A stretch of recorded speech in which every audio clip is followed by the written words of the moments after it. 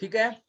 तर सर्वांना शैक्षणिक वर्ष 2021-22 या शैक्षणिक वर्षामध्ये आपल्या विद्यालयाच्या वतीनं तुम्हा सर्वांचं हार्दिक असं स्वागत. आपल्या सर्वांना माहित आहे की आजपासून म्हणजे दिनांक 14/6/2021 पासून आपल्या संस्थेचा जो महत्वाकांक्षी प्रकल्प आहे, ज्याला आपण रोज या नावानं ओळखतो, तो तुमच्या सगळ्यांच्या परिचयाचा आहे. अगदी पाठीमागच्या वर्षी म्हणजे शैक्षणिक वर्ष 2019-20 मध्ये जवळ-जवळ एप्रिल 2020 पासून आपण या रोज लिंकच्या माध्यमातून दररोज आपण गुगल फॉर्म जे यायचे आपल्याला किंवा चाचण्या यायच्या, त्या चाचण्या आपण सोडवायचो आणि त्याचे जे स्क्रीनशॉट आहेत, ते स्क्रीनशॉट किंवा सोडवलेल्याचा मेसेज आपण आपल्या वर्ग शिक्षकांना करायचो. तर आज सुद्धा सगळ्यात पहिलं काम अगदी तुम्हाला आता म्हणजे अगदी थोडक्यात सांगतो, कदाचित तुम्हाला सूचनांच्या माध्यमातून समजलं असेल. तर संस्थेचा जो रोज प्रकल्प आहे त्याचे 2 वेळापत्रक त्याचं स्वरूप हे तुमच्यापर्यंत पोहोचलेलं आहे. पहिले वेळापत्रक जे आहे ते म्हणजे लिंक प्रसारण. म्हणजे तुमच्यापर्यंत येणारी लिंक म्हणजे पाठीमागच्या वर्षी जर तुम्ही विचार केला, तर पाठीमागच्या वर्षी सोमवार ते शनिवारी, सोमवारी जो एक विषय असेल तो सगळ्या इयत्तांना समान असायचा. म्हणजे 5वी ते 10वी ला जर मराठी असेल तर मराठीच असायचा. मंगळवारी हिंदी असेल तर हिंदीच असायचा. परंतु आता या वर्षापासून बदल काय झाले बा, जर तुम्ही बघितला तर आज सोमवारी तुमच्या 9वीच्या वर्गाचा जर विचार केला तर 9वीच्या वर्गाला विज्ञान विषय आहे.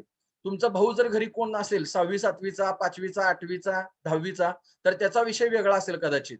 म्हणजे आपल्याला येणारी लिंक ही दररोजची आता तुमच्या वेळापत्रकानुसार तुम्हाला वेगळी लिंक असेल. बरोबर आहे.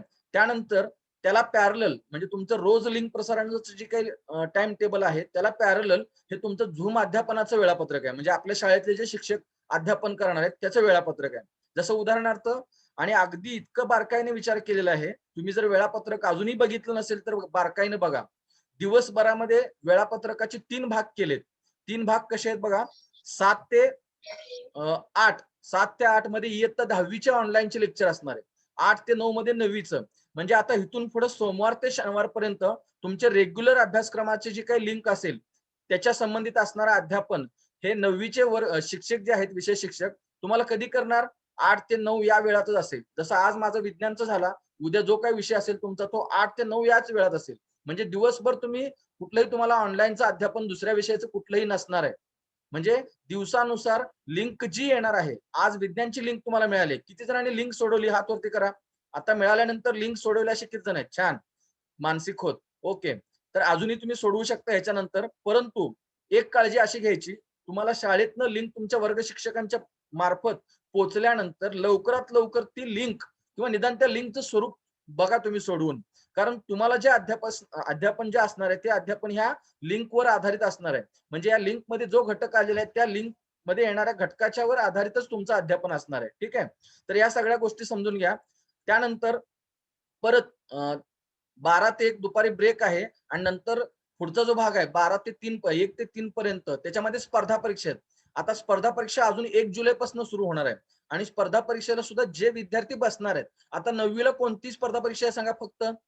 9वीला फक्त रयत ऑलिम्पियाड ही ऑलिम्पिक बरोबर. संस्थेची रयत ऑलिम्पियाड ही नावाची जी परीक्षा आहे तेवढीच परीक्षा आहे.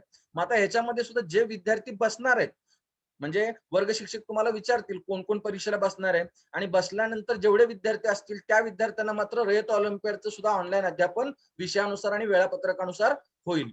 नाहीतर जो विद्यार्थी ऑलिम्पियाड परीक्षेला किंवा स्पर्धा परीक्षेला बसणार नाही त्याला फक्त दिवसातनं किती लेक्चर असतील सांगा? फक्त एक आणि एक लेक्चर असेल ते वेळापत्रकानुसार. जसं माझं आता विज्ञानचं आहे. ह्या सगळ्या गोष्टी कळाल्या तुम्हाला? म्हणजे अगदी सकाळी 7 पासून ते रात्री 8 पर्यंतचं वेळापत्रक हे तयार केलेलं आहे. ह्याचा अर्थ दिवसभर तुम्ही एंगेज नाही आहेत.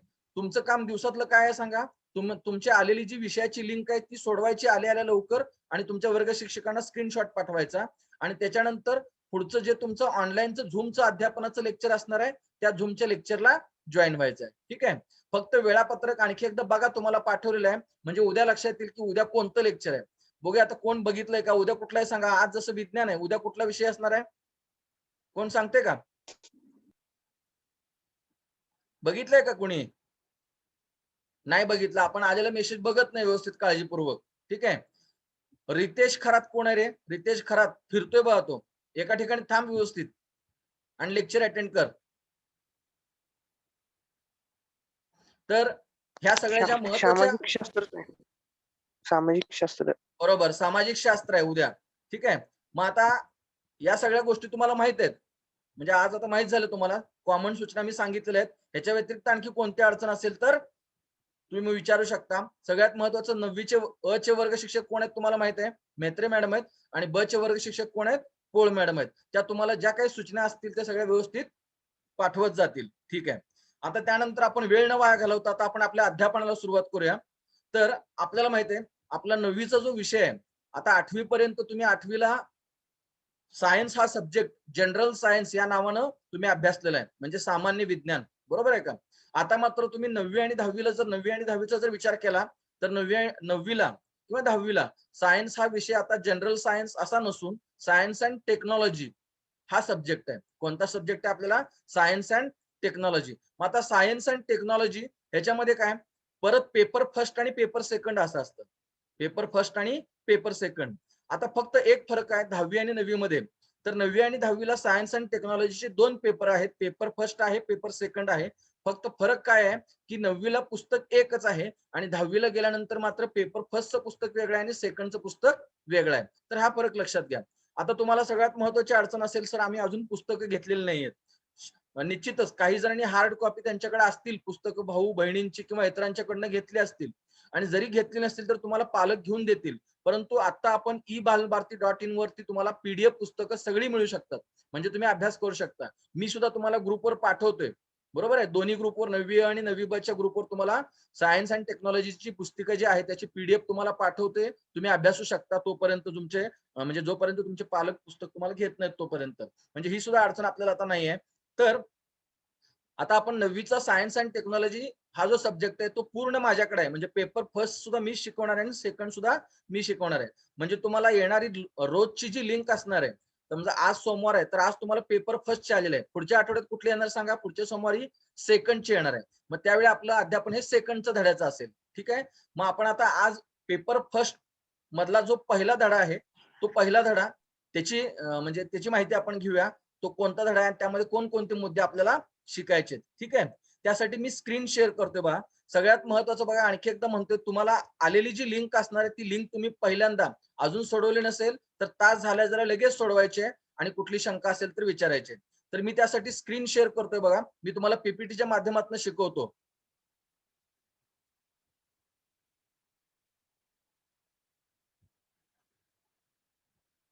बस सगळ्यांना स्क्रीन दिसते माझी? हो. ओके.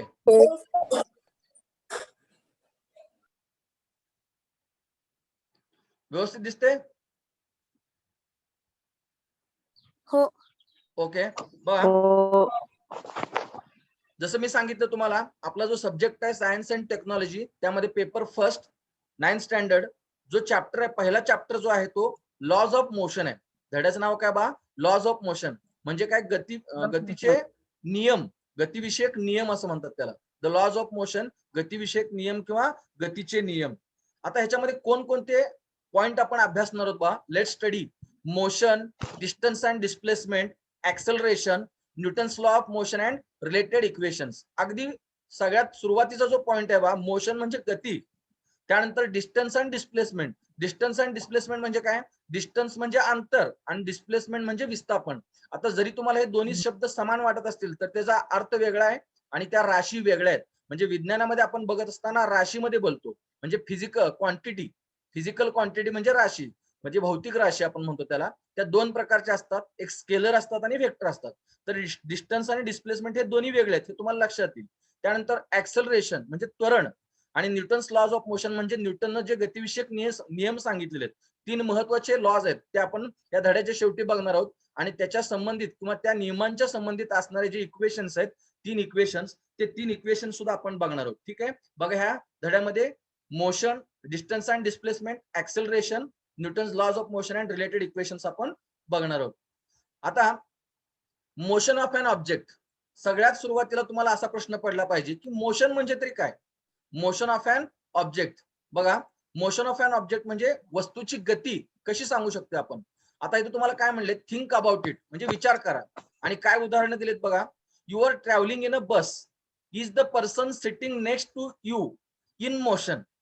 म्हणजे बघा, ज्यावेळी आपण बसमध्ये बसलेलो असतो किंवा आपली जर कार असेल, तर त्या कारमध्ये बसल्यानंतर ज्यावेळी तुम्ही बाहेर कुठेही बघायचं नाही, आपल्या बसमध्ये बसलेल्या पुढच्या व्यक्तीकडे बघायचं. म्हणजे आपण बसमध्ये बसलो एका सीटवर आणि पुढची व्यक्ती पुढच्या सीटवर बसले, तुम्हाला ती व्यक्ती मोशनमध्ये आहे असं वाटतं का रे? वाटणार नाही. बरोबर आहे. म्हणजे आपल्या समोर आपण एकाच बसमध्ये बसलोय आणि दुसऱ्या माणसाला आपल्या बसमध्ये जर आपण बघत असेल, तर आपल्याला कुणालाही एकमेकांना आपण मोशनमध्ये आहे असं वाटणार नाही.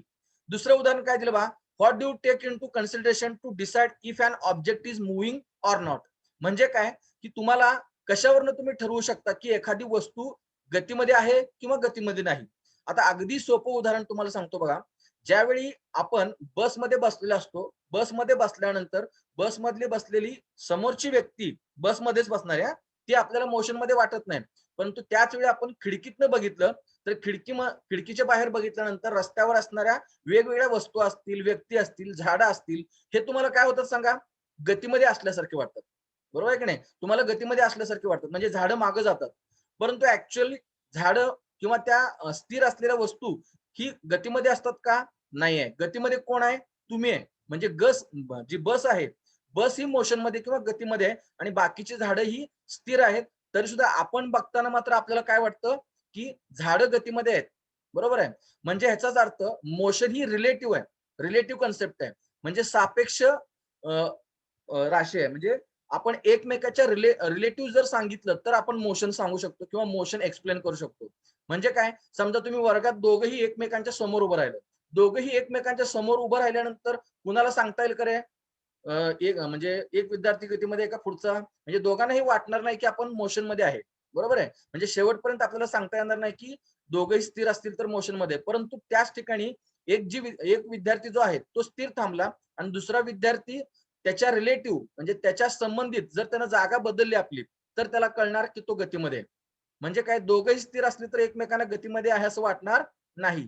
परंतु जर एखादी वस्तू दुसऱ्या वस्तूच्या रिलेटेड, म्हणजे दोन विद्यार्थ्यांमध्ये एक विद्यार्थी जर दुसऱ्या विद्यार्थ्याच्या रिलेटिव्ह आपली जागा बदलत असेल, तर त्यावेळी आपण त्या वस्तूला किंवा मी विद्यार्थ्याचं जे उदाहरण सांगितलं, तो विद्यार्थी गतिमान आहे असं आपल्याला सांगता येईल. म्हणजे या दोन्ही चित्रांमधनं हे लक्षात येते, की ज्यावेळी बसमध्ये बसलेल्या दोन व्यक्ती असतील, तर दोन्ही व्यक्तींना एकमेकांना गतीमध्ये आहे असं कळणार नाही. परंतु जर ते बाहेर बघत असतील, तर बाहेरच्या वस्तू मात्र त्यांना गतीमध्ये आहे असं वाटतं.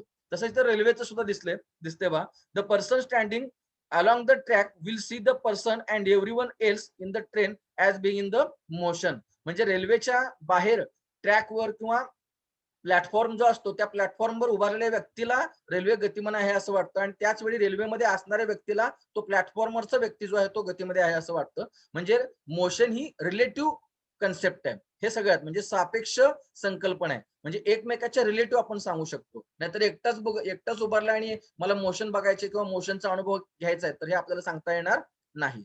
आता इथं बघा, म्हणून आणखी एकदा डेफिनेशन काय दिले बघा, motion of object. The object or body, म्हणजे एखादी वस्तू असेल, the object or body is said to be in a motion. म्हणजे कधी त्यांना गतीमध्ये आहे असं म्हणतात बा. The object or body is said to be in a motion when it changes its position with respect to other or surrounding. The object or body is said to be in a motion when it changes its position with respect to other or surrounding. म्हणजे मगाशी मी सांगितलं बा, एखादी वस्तू गतीमध्ये आहे असं कधी म्हणता येतं आपल्याला, ज्यावेळी दुसरी वस्तू त्या वस्तूच्या रिलेटेड त्याची जागा बदलत असेल किंवा ती वस्तू दुसऱ्या वस्तूच्या रिलेटेड त्याची जागा बदलत असेल, सभोवतालच्या किंवा त्या वस्तूच्या रिलेटेड. बघा, the object or body is said to be in a motion when it changes its position with respect to other. बघा इथं, when it changes its position म्हणजे एक वस्तू त्याची जागा दुसऱ्याच्या रिलेटेड बदलत असेल, तर ती वस्तू मोशन मध्ये आहे असं आपल्याला सांगता येतं. ठीक आहे. आता पुढे बघा, मोशन इज अ रिलेटिव्ह. आणखी एकदा सांगितलं, म्हणजे सापेक्ष आहे. रिलेटिव्ह याचा अर्थ सापेक्ष, एकमेकाच्या रिलेटिव्ह आपण सांगू शकतो. म्हणजे इथं आता तुम्हाला दिसते एक वाहन आहे की ज्याच्यामध्ये ही आत उभारलेलं आहे आणि ही बाहेर आहे. तर आतल्या व्यक्तीला ही मोशन मध्ये आहे असं वाटणार आणि ह्या व्यक्तीला आतली व्यक्ती मोशन मध्ये आहे असं वाटणार. Everything moves even though they may appear to be rest. त्यानंतर पुढचा जो पॉइंट आहे, म्हणजे आजच्या लिंक मधला आलेला सगळ्यात महत्वाचा तुम्हाला जो कन्सेप्ट असणार आहे तो म्हणजे डिस्प्लेसमेंट आणि डिस्टन्स. जसं मगाशी मी सांगितलं बघा तुम्हाला, डिस्प्लेसमेंट म्हणजे विस्थापन आणि डिस्टन्स म्हणजे काय सांगा, अंतर आहे. Displacement and distance. बघा आणखी एकदा मराठीत बी अर्थ सांगतोय मी. डिस्प्लेसमेंट विस्थापन आणि डिस्टन्स म्हणजे काय, अंतर. डिस्टन्स अँड डिस्प्लेसमेंट आपण बघणार आहोत. आता तुम्हाला एक चित्रात इथं उदाहरण दिसतंय बा. तिथं काय दिसतंय बा, तुमच्या पुस्तकामध्ये सुद्धा आहे उदाहरण. आहे शीतल अँड प्रशांत हाऊस. हे शीतल आणि प्रशांतचं घर आहे आणि ह्या शीतल आणि प्रशांतला शाळेकडे जायचंय. त्याच पद्धतीनं संगीता हाऊस मध्ये आहेत. तर शीतल आणि प्रशांतला शाळेकडे जात असताना दोन पद्धतीनं तो जाऊ शकतो. पहिली पद्धत काय बा, शीतल आणि प्रशांत हे संगीताच्या हाऊसला गेले. संगीताच्या हाऊस पर्यंत जे अंतर किती आहे सांगा, 500 मीटर आहे. किती आहे, 500 मीटर.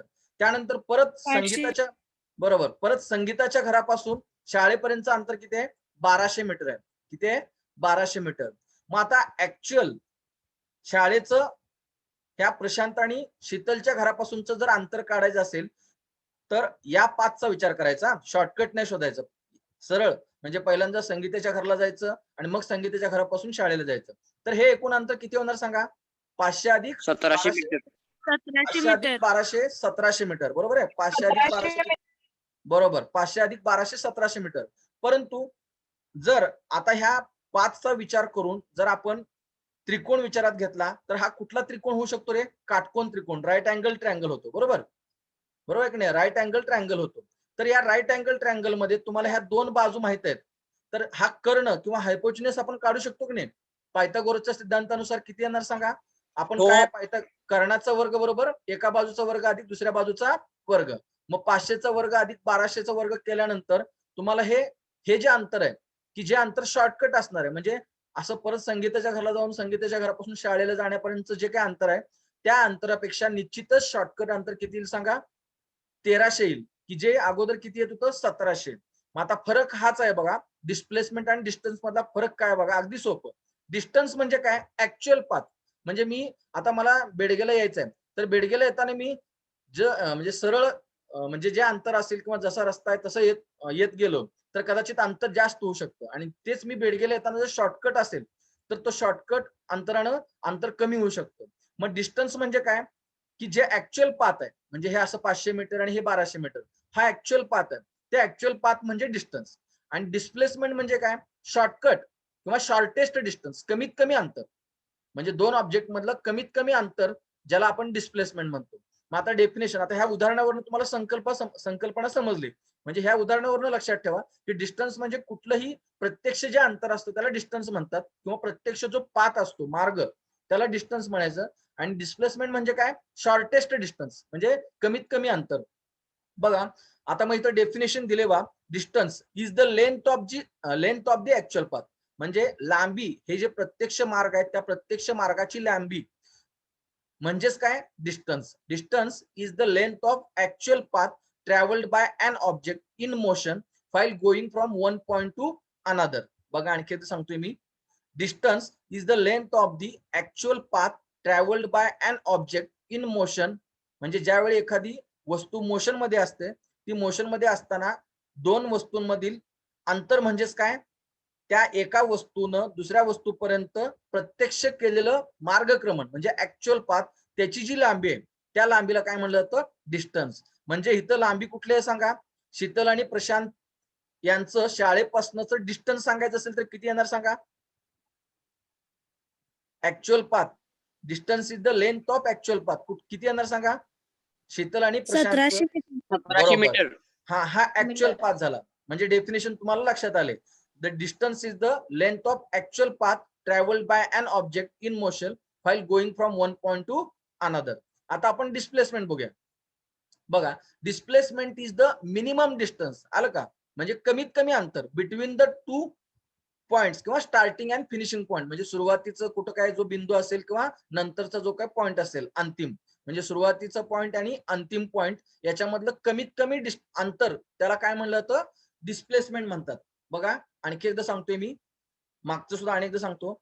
डिस्टन्स म्हणजे काय सांगितलं आपण, actual path, the length of the actual path travelled by an object in motion while going from one point to another. आणि नंतर डिस्प्लेसमेंट म्हणजे काय सांगितलं, displacement is the minimum distance between the starting and finishing point. बघा displacement is the minimum distance between the starting and finishing point. आता तुम्हाला इथं आणखी एक उदाहरण देतो बघा, म्हणजे अगदी सोपं, तुम्हाला ते पुस्तकात सुद्धा उदाहरण आहे, तुम्ही लक्षात ठेवा. एक रनिंगचा ट्रॅक आहे, म्हणजे आपण बऱ्याच वेळा ग्राउंडवर जातो आणि ग्राउंडवर असा वर्तुळाकार रनिंगचा ट्रॅक असतो. तर तो वर्तुळाकार रनिंगचा जो ट्रॅक आहे त्या ट्रॅकचा परिघ समजा 1000 मीटर आहे. किती आहे? 1000 मीटर हा त्या ट्रॅकचा परिघ, म्हणजे ते डिस्टन्स आहे. ऍक्च्युअल पळणारा जो व्यक्ती असणार आहे तो एक सर्कल पूर्ण केल्यानंतर किती डिस्टन्स असेल सांगा? 1000 मीटर असेल. तर त्याचं सुरुवातीचा जो पॉइंट आहे समजा ए पॉइंट असेल, तिथनं सुरुवात केली समजा एका मुलाने पळायला आणि तो पूर्ण त्यानं ट्रॅक संपवून शेवट परत ए पर्यंत आला, तर मला ह्यातलं डिस्टन्स किती सांगा? किती डिस्टन्स त्यानं कव्हर केलं? 1000 मीटरचा ट्रॅक आहे. 1000 मीटर. बरोबर, 1000 मीटर. आणि आता डिस्प्लेसमेंट असेल का रे तिथं? डिस्प्लेसमेंट असेल का? डिस्प्लेसमेंट नसणार आहे, कारण डिस्प्लेसमेंट काय होणार? असणार. नाही, डिस्प्लेसमेंट 0 असणार, कारण तो काय आहे, सुरुवातीपासून जाऊन परत त्याच पॉइंटला आलाय. याचा अर्थ डिस्प्लेसमेंट काय आहे? 0 असणार आहे. बरोबर. तर डिस्टन्स जे आहे ते डिस्टन्स 1000 मीटर असणार आहे. म्हणजे हा फरक लक्षात ठेवा, कारण डायरेक्शनचा विचार घेतलेला आपण नाहीये. डायरेक्शनचा विचार घेतला तर हे वेगळं येऊ शकतं, कारण डिस्टन्स आणि डिस्प्लेसमेंट हे दोन वेगळ्या क्वांटिटीज आहेत. म्हणजे मी मगाशी सुरुवातीला सांगितलं बा, फिजिकल क्वांटिटी ह्या दोन प्रकारच्या असतात, स्केलर अँड वेक्टर. काय असतं? Scalar and vector. मग आता स्केलर म्हणजे काय, की ज्याच्यामध्ये फक्त अंतराचा विचार केलेला असतो, म्हणजे दिशेचा विचार केलेला नसतो. मॅग्निट्यूड आणि डायरेक्शनचा ह्याच्या बाबतीत जर विचार केला तर डिस्टन्स सांगताना फक्त मॅग्निट्यूड म्हणजे किंमत जी आहे ती विचारात घेतली जाते, आणि डिस्प्लेसमेंट मध्ये मात्र मॅग्निट्यूड अँड डायरेक्शन, म्हणजे जसं आपण आता शॉर्टकट म्हणजे दिशाचा विचार करून जाणार ना. म्हणजे मी सुरुवातीला सांगितलं मला बेडगेला यायचं, तर जर मी दिशा विचारात घेऊन शॉर्टेस्ट कुठलं डिस्टन्स आहे तर मी लवकर पोहोचणार, म्हणजे ते डिस्प्लेसमेंट असणार. आणि सरळ हाय तो मार्ग दिलाय त्या मार्गाने जर गेलं तर तिथं दिशेचा कुठलाही विचार न करता जे दिलेलं अंतर आहे ते अंतर मी कव्हर केलं. त्यामुळं डिस्टन्स आणि डिस्प्लेसमेंट याचा विचार करत असताना डिस्टन्स मध्ये काय, दिशेचा विचार केलेला नसतो, आणि डिस्प्लेसमेंट मध्ये दिशेचा विचार केलेला असतो. म्हणजे काय, सगळ्यात महत्त्वाचा भाग, क्वांटिटी दोन प्रकारच्या असतात. कुठल्या? स्केलर आणि वेक्टर, अदिश राशी आणि सदिश राशी. तर त्यामधले डिस्टन्स ही कुठले सांगा? स्केलर क्वांटिटी आहे, म्हणजे अदिश राशी आहे. आणि डिस्प्लेसमेंट ही काय सांगा? वेक्टर क्वांटिटी आहे, की जी काय आहे सांगा? सदिश राशी आहे. मग स्केलर क्वांटिटी कुठल्या क्वांटिटीने म्हणायचं, की ज्यामध्ये फक्त मॅग्निट्यूड सांगितलं जातं. The physical quantity having only magnitude that is called as scalar quantity, and the physical quantity having magnitude and direction that is called as vector quantity. म्हणून हा एक मुद्दा लक्षात घ्या, की डिस्टन्स आणि डिस्प्लेसमेंट ह्याच्यामध्ये डिस्टन्स ही स्केलर क्वांटिटी आहे, डिस्प्लेसमेंट ही वेक्टर क्वांटिटी आहे. डेफिनेशन आणखी एकदा बघा. डिस्टन्स म्हणजे the length of actual path travelled by object from first point to last point किंवा initial point to final point. आणि डिस्प्लेसमेंट म्हणजे काय? Displacement is the minimum distance between the starting and finishing points. आता units महत्वाचे आहेत बा. Unit काय आहेत सांगा? अंतर कशात मोजतो आपण रे?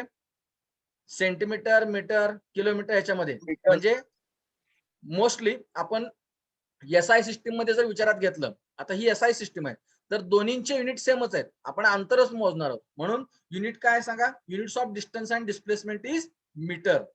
कुठलं युनिट आहे सांगा? युनिट काय आहे त्याचं? मीटर. हे लक्षात ठेवा. आणि सीजीएस मध्ये असेल तर काय होणार सांगा रे?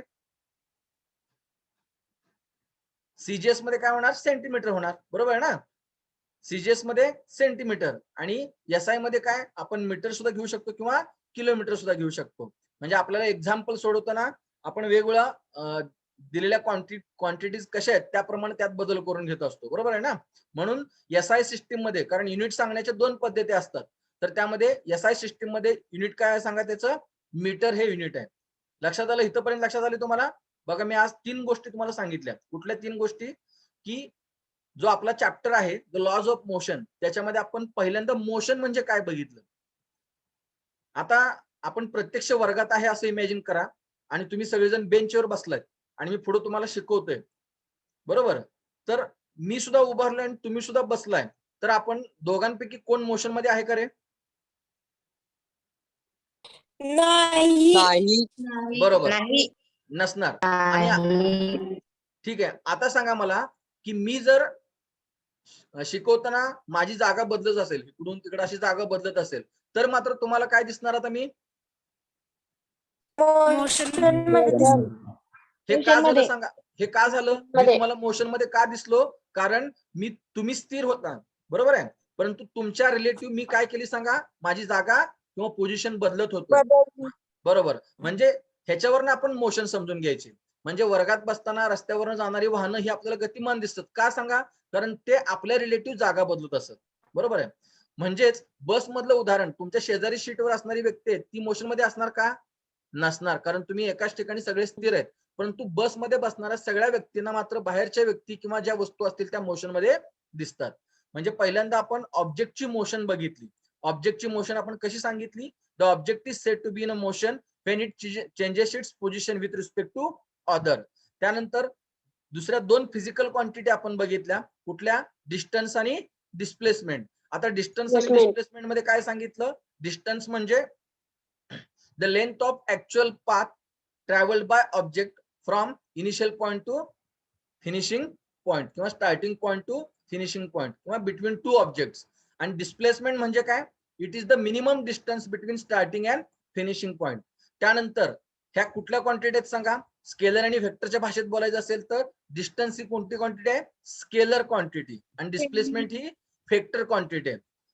त्यानंतर युनिट्स काय आहेत सांगा, डिस्टन्स आणि डिस्प्लेसमेंटचे युनिट काय आहेत सांगा, डिस्टन्सचं युनिट आणि डिस्प्लेसमेंटचं युनिट दोन्ही सेंटीमीटर. बरोबर. SI नाही, मीटर आणि सेंटीमीटर म्हणजे काय, मीटर हे SI मधलं आहे आणि सेंटीमीटर हे काय आहे, CGS मधलं आहे. परंतु दोन्हीचे युनिट काय आहेत, सेमच आहे, कारण दोन्हीमध्ये आपण अंतरच सांगतो, त्यामुळे दोन्हींचे युनिट सेम आहेत. ठीक आहे, इथपर्यंत आपल्याला समजलंय. आता मगाशी मी तुम्हाला उदाहरण सांगितले की नाही, हे तर उदाहरण आहे बा. Every morning Swarali walks round the edge of a circular field having a radius of 100 metre. म्हणजे हा एक ट्रॅक आहे समजा 100 मीटरचा, as shown in the figure. If she starts from the point A and takes one round, how much distance has she walked and what is her displacement? काय असणार सांगा, distance काय असणार 100 मीटर, परंतु डिस्प्लेसमेंट मात्र का 0 असणार, कारण तो जाऊन परत तिथंच आलाय, त्यामुळे डिस्प्लेसमेंट काहीच झालेलं नाही. आणि अंतराच्या भाषेत विचार केला तर अंतर मात्र काय आहे 100 मीटर. आता इथं आणखी इथं दिले बा तुम्हाला, डिस्टन्स म्हणजे 2πr आणि डिस्प्लेसमेंट म्हणजे 0 मीटर.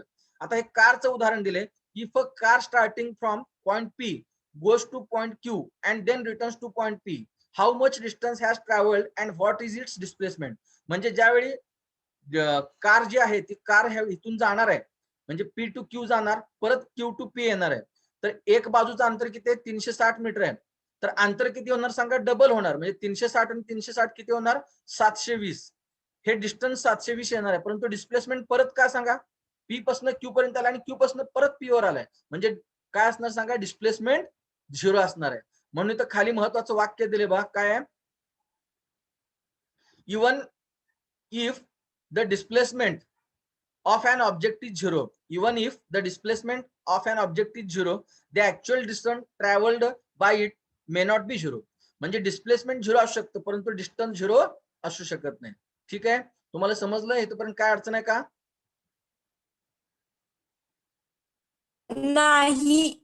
नाही सर.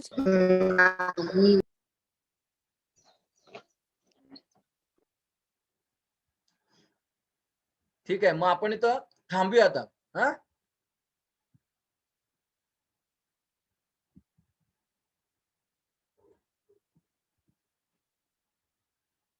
काय शंका असेल तर तुमची विचारा.